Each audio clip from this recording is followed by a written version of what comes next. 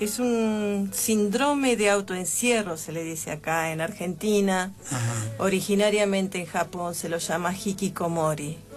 Y hikikomori se usa para referirse a esta situación de adolescentes o jóvenes adultos que en el inicio de esta patología pueden llegar a tener hasta más o menos 30 años, y que permanecen encerrados en su habitación o en sus casas por meses y hasta por años. Son alimentados por su familia en general, tiranizan a la familia, la madre resulta habitualmente cómplice de esta situación, les deja una bandeja con comida en la puerta de la habitación y saben que su hijo está vivo solamente porque luego encuentran la bandeja vacía. Perdón, Cintia, es una suerte, corregime si malinterpreto, sí. Pero también cuando vos nombras a la madre, es casi una cosa simbiótica lo que está contando. Si lo llevamos a un término quizás psicoanalítico, una relación de esa interdependencia que se ayudan en los síntomas, ¿no? Sí, no diría simbiótico, sí diría cómplice, y en algún punto sometidos, ¿no? A estos chicos se les habla que tienen el síndrome del emperador, porque tiranizan a la madre y a toda la familia que gira en torno de ellos. Este tipo de patología comenzó en Japón hacia fines del siglo pasado, y se utiliza la palabra hikikomori para la patología, pero también para los jóvenes que la padecen. En Japón ya actualmente es el 1% de la población que tiene este cuadro, el 20% de los jóvenes, y en su mayoría el 80% son varones, generalmente primogénitos. En Argentina comenzó a aparecer casos de hikikomori o de síndrome de autoencierro, en particular a partir de la crisis del año 2001. Yo quería hacer mención a cuáles son las características y cuáles las condiciones propicias para que un adolescente o un joven caiga en esta situación de encerrarse en su habitación y no querer tomar contacto con el mundo, más allá muchas veces de una pantalla de televisión o de la pantalla de la computadora o de un celular. O sea que vos vas a dar un consejo a los padres, al grupo familiar, sí, para que adviertan. Claro, para que estén alertas, situaciones de alerta temprano, ¿no? O sea, empezar a pensar cuáles son las características, las condiciones que dan posibilidad a que aparezca un hikikomori, cómo es que se gesta un hikikomori, como para tratar de pensar en una alerta temprano, ¿no? Y también, además de una alerta temprano, una situación de consulta, de que la familia no se deje estar si algo de este estilo sucede. En principio, todos sabemos que la situación de un adolescente es un periodo conflictivo y que es de rebeldía, que a veces es de aislamiento, que es de hasta un cierto desprecio hacia la figura de los padres. Pero no hay que confundir esto, que puede ser lo que se llama un síndrome de una adolescencia normal, que tiene que ver con duelo por la infancia, duelo por los padres omnipotentes de esa infancia también, situaciones de identidad del orden sexual, este pasaje a la adultez, a constituirse en una identidad. Estas dificultades, estos avatares, estas vicisitudes que atraviesa cualquier adolescente en camino a la adultez, no deben confundirse con la situación extrema que padece o que expone un hikikomori. En Japón han surgido, en el medio de una sociedad altamente competitiva, donde se llega a tener exámenes de ingreso para una guardería, o sea, niños de 3 años tienen que tener examen de ingreso a la guardería, un guardería de élite que les autoriza o les permite el paso a un muy buen jardín de infantes con una muy buena escuela primaria, muy buena escuela secundaria y una muy buena universidad privada. Las universidades privadas en Japón tienen tremendos requisitos y es dificilísimo ingresar en ellos.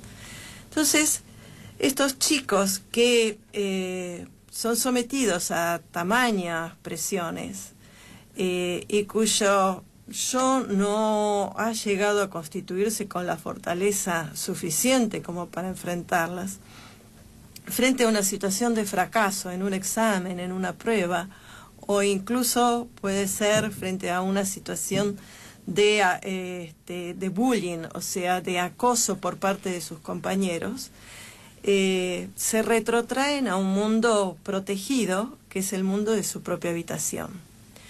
Y deciden excluirse de la comunicación directa con sus pares, con su familia, y solamente se comunican a través de la computadora. En general participan de blogs, y a esto se le puede sobreagregar la ludopatía, o sea, la adicción a los juegos online o a los videojuegos. Cintia, quiero pensar que, como vos bien dijiste, es para clases medias altas, porque me imagino que una familia humilde, que donde el joven tiene que trabajar, sí, de un día para otro no va a dejar de trabajar, no, y se va a ir a encerrar o va a tomar este tipo de hábitos. Sí, Luis, esto es tal cual lo que vos decís, o sea, acá hay varias condiciones, ¿no? Que un joven de 30 años o de 30 y pico de años siga viviendo en la casa de los padres y siga siendo mantenido por ellos, o que pueda darse el lujo de no estudiar y no trabajar. Esto en Japón se lo llama con el término NEETs, No Employed in Training or... no me falta la otra E. Después te lo busco y te digo qué se trata, pero... No trabaja ni nada. Dice. No, claro, no acá nada. Se lo llaman ninis, porque ni trabaja ni estudia. Claro. ¿Sí? Yo lo que te quería decir, vos marcaste muy claramente cuando iniciaste a contar todo esto, de que el 80% son primogénitos. Sí. O sea, que hay un gran porcentaje de primogénitos, y creo que el que es primogénito, sobre todo en una sociedad como la japonesa, que tiene tanta exigencia en cuanto a lograr metas, ¿no? Que a lo mejor el primogénito tiene una exigencia extra porque es el ejemplo de los hermanos que vienen atrás, y siente esa carga doblemente que el resto de los hermanos, que quizás por eso también fomente que el 80% sean primogénitos. Perdona, ¿no? que pero también en Japón, por una cuestión poblacional, sí, tienen pocos hijos, o sea, se limitan también, o sea que hay muchos primogénitos. Hay muchos hijos únicos. Para nosotros esto también cae sobre el hijo único. Pero cuando es hijo único es peor todavía, porque todas las expectativas de los padres están depositadas en ese hijo único. Entonces, si no da el piné, si no llega a responder o a estar a la altura de las expectativas, queda absolutamente arrasado. No tiene defensas para esto. Entonces, ¿cómo pensarlo también en Argentina? ¿Sí? ¿Cómo pensarlo en nuestra sociedad? Porque vamos, también, no digo ya, pero hoy en día escuchaba a una colega que había oído hablar que unos padres habían sido citados al colegio, al jardín de infantes de su hijo de 4 años, porque no había logrado los objetivos en filosofía. A un nene de 4 años a un niño de 4 años se le pide que logre los objetivos en filosofía. Entonces, acá hay dos patas en este asunto. Por un lado, padres que eligen un jardín de infantes donde tiene filosofía y sienten que con esto o sea, estos padres son muy bien intencionados, ¿no? Quieren darle lo mejor a su hijo, quieren darle la mejor formación. Pero llega un punto de delirio total, o sea, ¿cómo poder pensar que un niño de 4 años pueda filosofar? O aunque pueda filosofar, ¿por qué tiene que formar parte de una materia en la que tienen que alcanzar los objetivos? Y por otro lado, un jardín, una escuela que entiende que va a haber padres que se copen con esto. ¡Ay, qué bueno! Mi niño de 4 años está... no es como los otros. Claro, no es como los otros, y en cualquier momento me va a recitar a Heidegger, qué sé yo, no sé lo que va a hacer. Pero, sí. Viste que yo me reía cuando hablaba de esto, yo me reía porque me acordaba, empezaste a hablar de este ejemplo, ¿no? del jardín con nenas de 4 años con filosofía. Sí. Yo me acordaba un chiste que hizo Langer en Barcelona, que está la pareja con pinta de militantes, así en el médico con el nene, y el médico le dice, esto es asma, el nene tiene asma, señora, como el Che, dicen los dos felices, ¿viste? Pero ese tipo de padres, digamos. Claro, sí. Bueno, Cintia, una pregunta que me viene. Tampoco este síndrome se manifiesta cuando es muy joven la persona. En general adolescentes. Es adolescente, de 13 sí. años para arriba. Sí. O sea, por más que haya recibido esa batería de exigencia desde muy pequeño, recién empieza a repercutir. Igual yo te diría, veamos, vayamos viendo, porque hace poco, claro, uno empieza a hablar de este tema, empieza a comentarlo y siempre va surgiendo alguien que dice, yo conozco a alguien, yo sé de alguien, vos me comentaste recién. No puedo comentar al aire, no tengo ningún problema. Pero, sí, por supuesto, pero charlando de esto, me enteré de una nena de 6 años que está teniendo estas características. Habrá que ver qué es lo que sucede, ¿no? Y cómo es, porque de lo que cuentan, que le cuentan, a lo que a uno le llega puede haber un teléfono roto tremendo. En general las familias que tienen un hijo con estas características se sienten sumamente avergonzados y no quieren contarlo. Ahora, lo terrible de este caso es cómo el chico que se autoencierra entra en un círculo vicioso, porque más encerrado está, menos comunicación tiene y va perdiendo las habilidades sociales. Perdóname que te interrumpa, Cintia. Obviamente debe ser así, pero también creo, lamentablemente, quizás les juega en contra esto, que el avance de las telecomunicaciones les juega en contra a este tipo de gente. Porque hoy, digamos, yo me acuerdo cuando nosotros éramos chicos y vos te mandabas una macana y tu vieja te decía, ahora te quedás sin salir a la calle una semana y era lo peor que te podían hacer. Ahora lo mandás a un pibe al cuarto encerrado y está chocho porque tiene la computadora, tiene los juegos, chatea con los amigos, todo eso. Ahora entonces, le sacás la PC. Claro, como que cambiaron ciertos parámetros y quizás a las personas que tengan este síndrome les esté jugando un poco en contra de lo que está sucediendo a nivel general, ¿no? También. Por supuesto, por eso digo que hay que empezar a hablar y hay que ponerlo sobre la mesa, porque esto va para peor, porque cada vez este tipo de tecnologías está más desarrollada, está más al alcance de todos, que está buenísimo que esté al alcance de todos y que esté más desarrollado, pero es un cómplice o un elemento fundamental para avivar todo este tipo de patologías.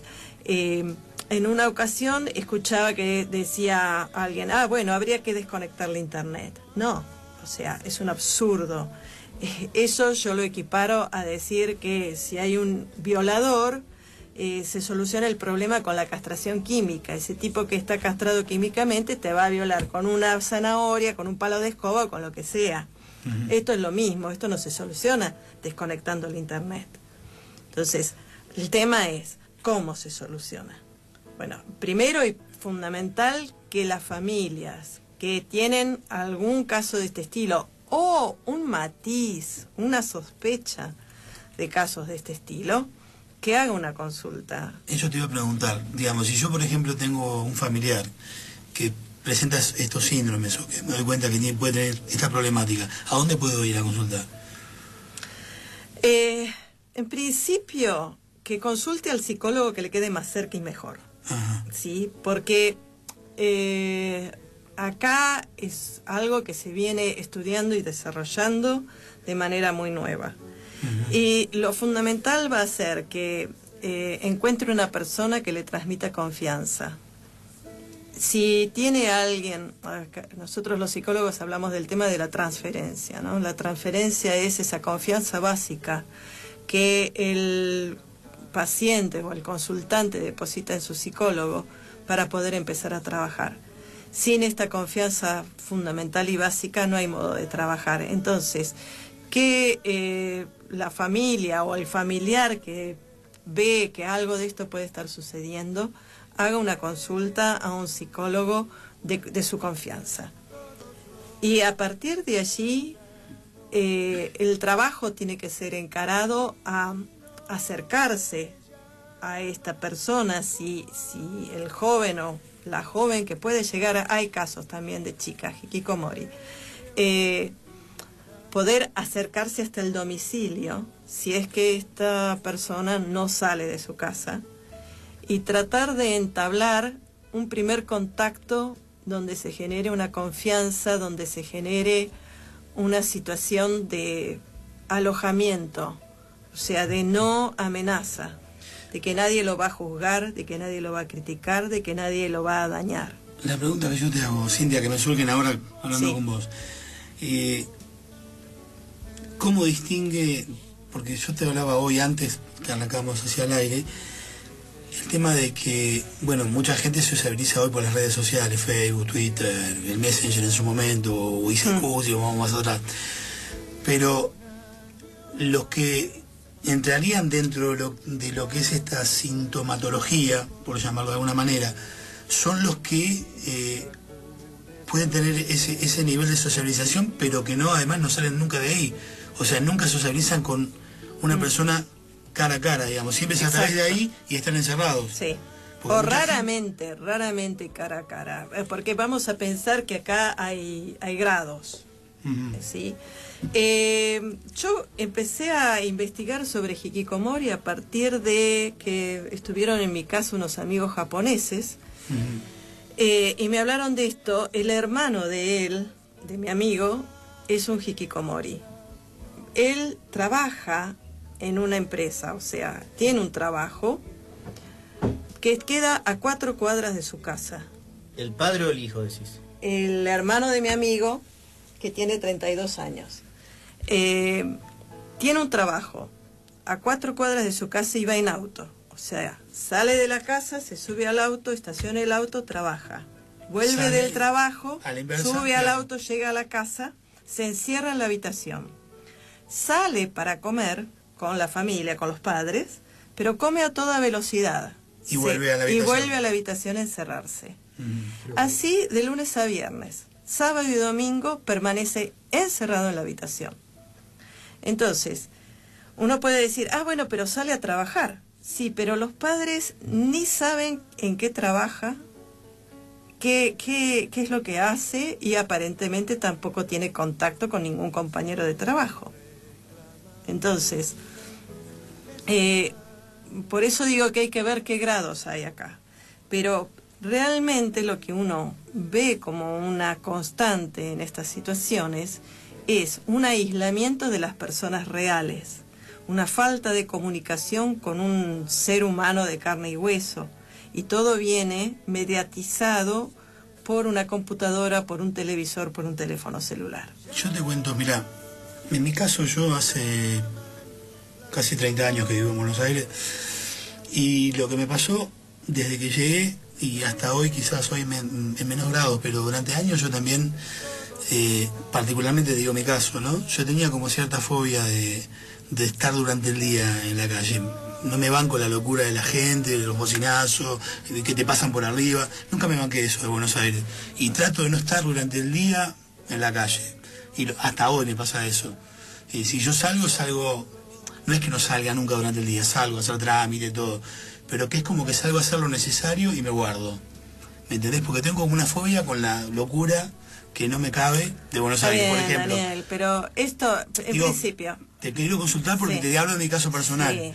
Y yo también, en algún momento, cuando llegó la tecnología, como que estuve como demasiado aislado, y yo mismo me di cuenta que estaba demasiado aislado. Entonces me interesó mucho lo que vos planteaste esto, porque me tocó personalmente, digamos. Yo trabajo mucho frente a una computadora, de hecho, bueno, laburo en un tablero, una computadora claro. Empecé a abrir cuando me di cuenta que estaba muy encerrado, a eso voy. Claro, acá hay una cuestión que es la siguiente. Tuyo ha tenido la suficiente fortaleza como para sobreponerse a esto que vos decís, bueno, no me gustan los ruidos, los bocinazos, la gente, etcétera, etcétera, pero bueno, tengo que hacer un trámite, voy y lo hago. Vos me hacías acordar a una película con Sandra Bullock que se llama La Red, en la cual Sí, sí, me acuerdo. En la cual ella es una especialista en computadoras y en programas, y no sale de su casa para nada. Encarga la pizza por internet, nadie le ve la cara, nadie conoce su rostro. Y llevaba 6 años sin tomarse vacaciones. Y un día se va de... también le invitaban a salir y dice, no, gracias. Un tipo que no conocía, que solamente conocía también por internet, la invita a salir y ella prefiere no salir. Se va de vacaciones y está en la playa con la computadora, con una laptop. O sea que no puede despegar de la edición ni en la playa. Claro. Y un tipo que, bueno, forma parte de la película, era alguien que quería secuestrarla y matarla. Se presenta frente a ella muy galantemente y también con su computadora, y entonces dice, sí, la verdad que somos patéticos porque estamos en una de las mejores playas del mundo y lo único que estamos pensando es dónde puedo conectar mi módem. Entonces, estaba pensando en estos momentos, ¿no? Se me ocurre el tema de los workaholics también, como otro cuadro, cuando vos vas de vacaciones y estás en la playa y encontrás gente que está pegado a la computadora y está con el celular y no se puede despegar de lo que está pasando en su trabajo. Se me ocurre pensar que también es un cuadro un tanto parecido a estos hikikomori, un poquito diferente, pero también hay una suerte de autoencierro en su actividad laboral. ¿Y el tokomoyo lo conoces? ¿Y eso qué? El tokomoyo, las empresas justamente también es de origen japonés. Las empresas multinacionales generalmente le hacen a sus trabajadores tener jornadas laborales muy extensas. Y lo que nosotros vemos como vacaciones, que un trabajador a los 5 años tiene tantos años, tantos días, a los 10 tiene más, así allá no, allá tenés 10 días para todo el mundo y a trabajar. Y ¿qué síntomas tiene esta persona que está constantemente? Generalmente también tiene que ver con lo que estamos hablando, porque muchos son técnicos, son programadores, trabajan con la computadora. Entonces, no son hombres que viven en un repollo, tienen familia, tienen señora, tienen hijos. Y bueno, el hecho de estar constantemente programando, por ejemplo, un programador, le hace perder todas las apetencias sexuales a la persona, al hombre o a la mujer, ¿no? El sexo es indistinto. De tal manera que las empresas cada 7 años le pagan una vacación extra, digamos, para que vayan, supone, a Oceanía, Australia, a un lindo lugar, a Bali Bali, qué sé yo, para que vayan, para que el tipo se desenchufe. Porque de seguir así, es más grave el problema familiar, porque esto, imagínate, genera separaciones, problemas de toda naturaleza. Entonces está comprobado, no es un caso, está comprobado, y las empresas gustosamente pagan, porque si no los tipos se enferman, entonces empiezan a faltar y si es un problema, les sale más caro, digamos, ¿no? Y también es otra consecuencia de la explotación del sistema de trabajo, vamos a llamarle así, que implementan, que para ellos es normal, digamos, ¿no? Pero bueno, las consecuencias a la vez con el tiempo. ¿Sabes qué sensación tengo, Luis? Me encantaría que Cintia viniera otra vez, porque parece que nos vamos a quedar cortos hoy. No, yo te garanticé que no vamos a quedar cortos, porque está todo tema, relacionado con todo, como dicen. Este tema da para mucho, porque la verdad es interesante, es muy interesante, sobre todo con lo que está ocurriendo hoy mismo, porque hoy está pasando en un montón de lugares de aquí. Yo quería preguntarle a Cintia una cosa, porque estuve leyendo, aprovechando tu visita, de que tampoco la psicología tiene una solución para estos casos, digamos, está en pañales, pero leí que había 2 escuelas. Una escuela que era la japonesa, que decía, dejemos que pase el tiempo, que el joven solo, mientras alguien lo va a bancar, no sé quién lo va a bancar, los padres, seguramente, o el Estado, no sé los quién. Padres, el Estado no se involucra. No se involucra. No para nada. Una enfermedad para lo considera que es una patología, que es un cuadro familiar y que es problema de la familia, y el Estado no interviene. De tal manera decía que la primera opción sería que cuando llegue el momento el joven solo va a mejorar, sí, o va a salir de ese encierro. Sí. Y la otra que es la... Eso, ¿sabés qué diría yo? Ilusiones del viejo y de la vieja. Bueno, ¿no? Salvando el corporativismo, digamos, ¿no? De la profesión. La otra que sería la nuestra, vamos a decirle así. Acordémonos que Argentina creo que es el país que más profesionales de psicología sí, tiene respecto a la población en el mundo. Sí. Entonces digamos que tenemos los mejores acá y son muchos, demasiado. Ah, ¿sí? demasiados no. ¿No? O por lo menos en lugar de ir a trabajar a los hospitales... Mirá, no quiero también sonar corporativista o que tiro agua para mi molino, ¿no? Pero sostengo que todos los seres humanos en algún momento de nuestras vidas deberíamos hacer terapia. Todos. Y en general sucede que los que están más sanos son los que consultan. Mirá, claro, nosotros no nos damos cuenta. Sí. No, lo que te decía, entonces, acá en el país aconsejan, como vos creo que nos adelantaste en un párrafo anterior, aconsejan que los padres hagan, si no los acompañan los hijos, hagan una primera aproximación con un profesional, sí, que, como decía Daniel, con el universo que podría existir, que nosotros desconocemos, habrá que especializarse en el tema, porque sí, no es un tema anual, digamos, como menor. En esto debo reconocer que lo que yo conozco que se viene trabajando es casi intuitivo, porque como es algo... no es extrapolable. En principio, lo que vos decías, si en Japón dicen dejen que solo se salga, decida salir, o sea, a esperar, bueno, bancárselo. En Estados Unidos dicen, no, hay que patear la puerta y sacarlo a la fuerza si es necesario. Acá... A lo Macri, digamos. Pero no. Vos tenés el síndrome de Macri. Sí, claro, bueno. Todos pateamos puerta y sacamos a patar. Bien, entonces, acá lo que tratamos, lo que pensamos es, en principio, este síndrome de autoencierro tiene características particulares diferentes de las de Japón, o diferentes de otras partes del mundo. Y desde nuestra concepción de la salud en general, en Argentina, somos bastante humanos, bastante humanitarios. Entonces, ni lo vamos a dejar a la deriva, a que solo pobrecito se decida a poder salir si es que puede, ni tampoco ir a una actitud violenta o agresiva con la persona, porque tampoco es ver el sujeto que está sufriendo.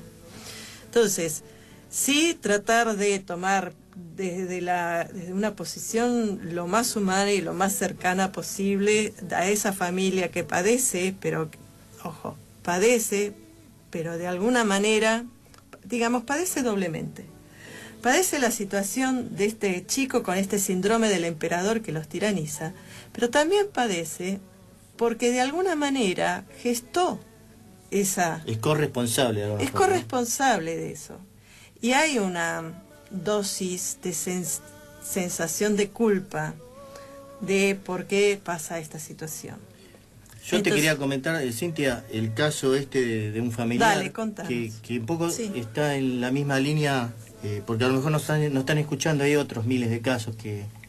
Esperemos que no miles, esperemos que no, pero pocos, algunos pero poquitos, sí, que esto sirva. Lo que vos has dicho prácticamente es lo que sucede en esta casa, y un poco la madre que recibió los consejos ya hace unos cuantos años por parte de otros familiares, nunca hizo caso, hizo caso omiso, y siempre fue... Estás hablando, porque aclaremos que estás hablando de un caso que comentabas fuera del aire, de alguien que vos conocés. Sí, un caso familiar donde la madre, ante el encierro, los primeros síntomas, cuando otros familiares le advertimos de la situación, en lugar de agarrar y tomar el toro por las astas, después de un año y medio recién pudo lograr que el hijo concurriera a una sesión con un psicólogo que seguramente no está especializado en este tema, y logró que el hijo vaya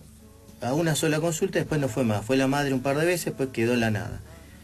el problema se fue agravando, porque cada vez el encierro es mayor, cada vez la tiranía respecto a los padres es mayor, y lamentablemente la madre cada vez le da mayores gustos, digamos. Acepta que no vaya a la escuela, al colegio, acepta que el hijo coma lo que él quiera comer, acepta que el hijo esté 19 horas en la computadora, etcétera, etcétera, etcétera, etcétera. Bueno, ¿qué pasó? Al ver nosotros el problema, que no lo puede apreciar la persona a lo mejor que está metida en el problema de lleno en su casa, un poco se aislaron, porque Claro. ellos se quedaron con el problema dentro de la casa. Hay una doble aislación, la Por del la culpa. chico que se encierra y la de la familia que también se aísla para que no se sepa qué es lo que está pasando. Se sienten como agredidos, como o sea, nosotros con todo sentimiento filial vamos y le dicen, mira, esto está mal. Entonces llega un momento que es como cuando vos le decís al fumador que no fume. Le decís tantas veces que agarra un cigarrillo y te fuma en la cara. Claro. Digamos, no es contraproducente, digamos. Entonces, no solo es un problema, eso es lo que quería recalcar, que igual que la discapacidad, no es un tema de una persona, es un tema de la familia. Hay 3 enfermos, como mínimo, si es primogénito. Sí, yo quería redondear un tema que había esbozado, el tema de este círculo vicioso en el que cae el chico, que cuanto más se encierra, más pierde las habilidades sociales, más inseguro se siente para poder salir al exterior. Y si llegara un momento en que sale, supongamos alguien que haya estado 5 años encerrado y luego logra salir, no tiene historia laboral, no tiene historia de estudios, si quiere conseguir un trabajo y le dicen, bueno, a ver, tu currículum, ¿y qué hiciste en los últimos 5 años? Entonces, esto es gravísimo, es tremendo, porque es como un expresidiario. De alguna manera, el hikikomori es un presidiario, que se elige por sí mismo esa cárcel, pero carga después con este estigma de ¿qué hiciste en los últimos 5 años de tu vida?